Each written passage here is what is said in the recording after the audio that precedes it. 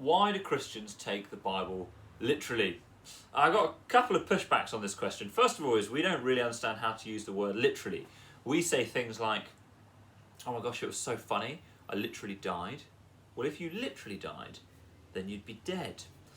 But second of all, when it thinks about genre, well, the Bible is really a library. It's a little collection of ancient works, 66 different books, and there's lots of different genres in there. There's history, there's poetry, there's songs, there's biography, there's parables, there's bits that are supposed to be taken at face value, and there are bits that are metaphor, supposed to be interpreted. Now, whether you're reading a phone book or a song, we all know that genre is really important and that you take some literally and some others.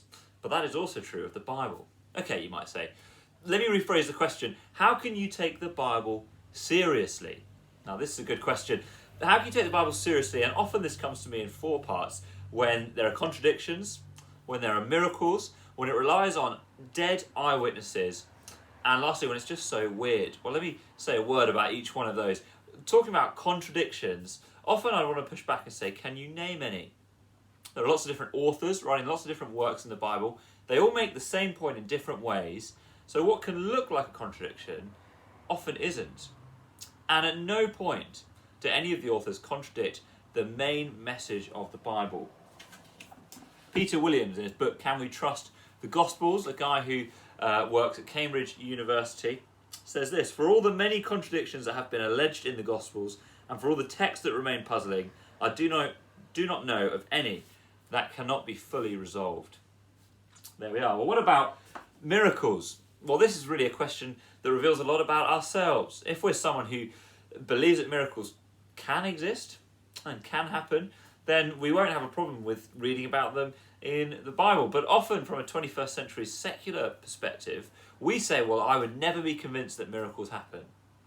But the problem with that is we're putting ourselves as really the decider of what is ultimate truth and not. And we've got to be careful not to dismiss any evidence before we read about it.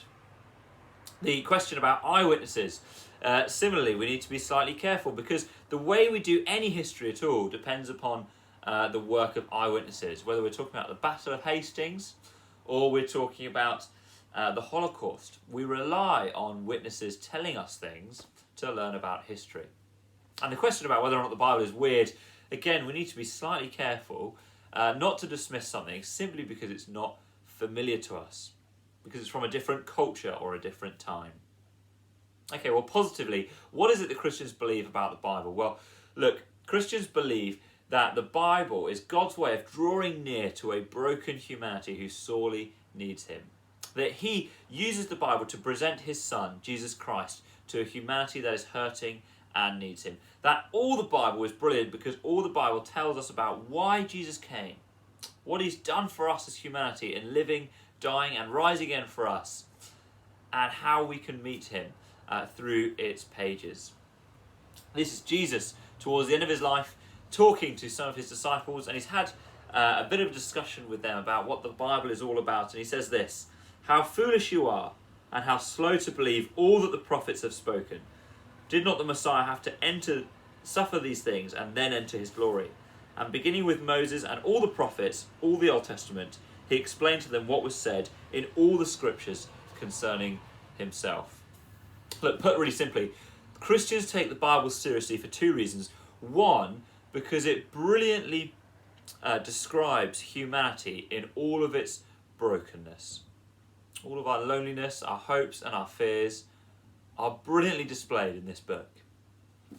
But secondly, because it fantastically presents Jesus in all of his graciousness. We read about the most compelling character in all of literature, in all of history, in all of philosophy.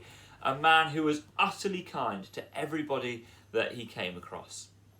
A man who the Bible says came to heal us of our deepest problem. If you've never read bits of the Bible for yourself, why don't you grab a gospel, one of the biographies of Jesus' life? Look, frankly, if you study at university and you've never read one, there could well be a gap in your education. He's a man who has influenced Western society more than any other figure. And who knows, but you might discover this figure for yourself.